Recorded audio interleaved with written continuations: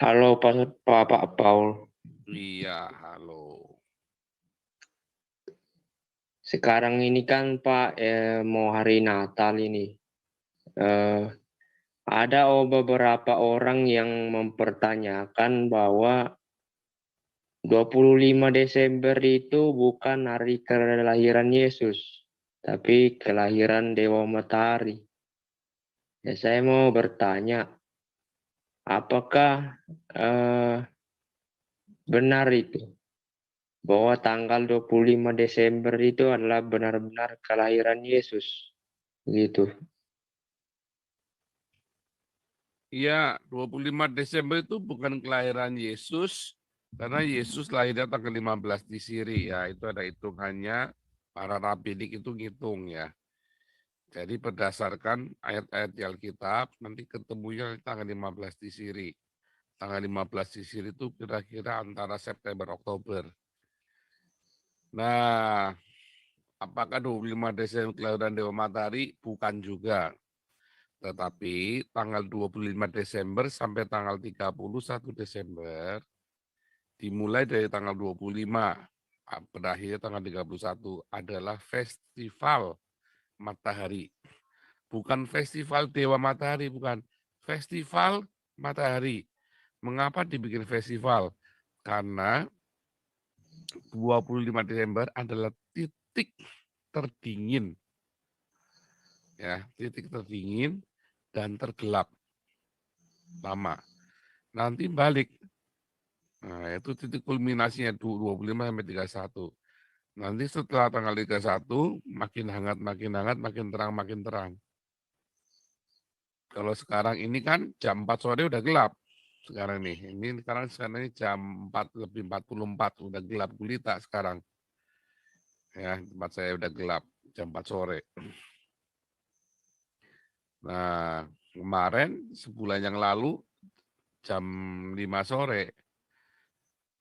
Kalau lagi bulan Maret apa April gitu kan, April Mei lah, Mei Juni jam 10 malam aja masih terang benderang, ya kan? Nah, gitu ya. Jadi itu festival, namanya Festival Matahari tanggal 25 sampai tanggal 31, lalu selama seminggu itu pesta, ada pesta begitu ya.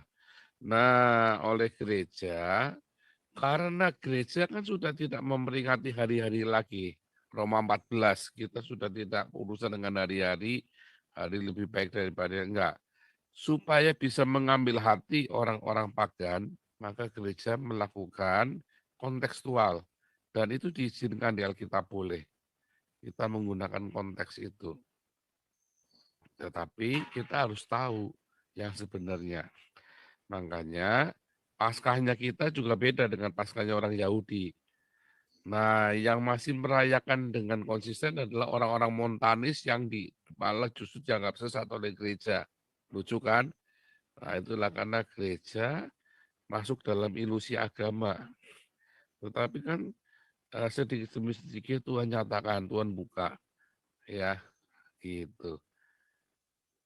Anggap ya. Nah, kenapa gereja itu memasang pohon Natal dan pakai topi Santa Claus? Apakah itu ada di Alkitab atau tidak? Nah, Nggak Santa ngerti. Claus itu bukan 25 Desember.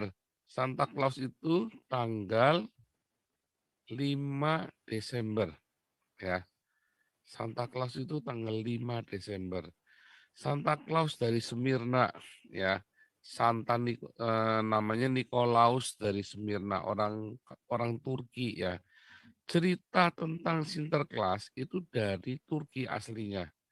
Kemudian setelah ceritanya Sinterklas itu dia jual seluruh hartanya, kemudian dia berusaha mengumpulkan dia jual semua hartanya untuk belikan hadiah buat anak-anak kecil. Karena zaman itu banyak anak-anak kecil yang miskin. Nah, kemudian dibelikan hadiah sama si Nikolaus dari Smyrna. Nah, kemudian tahun 1500 kan Turkinya jadi Islam. Maka legenda Sinterklas ini punah. Nah, tetapi kemudian di orang-orang Eropa dia menghidupkan kembali. Sinterklasnya dari Spanyol, makanya naiknya kuda, bukan naik kereta salju. Kalau yang naik kereta salju itu gaya Eropa, gaya Amerika, ya. Tapi kalau Sinterklasnya Eropa, dia pakai kuda, kuda yang naik kapal. Nah, itu adalah budaya lokal, bukan bukan budaya Natal, tapi itu adalah budaya tanggal 5 Desember yang pakai topi merah segala macam karena zaman itu pakai topi merah. Memang zaman itu kulturnya begitu. Kultur pakaiannya memang pakai merah gitu terus ada bulunya begitu ya. Eh, karena pakai ini. Nah, terus apakah itu Natal? Bukan.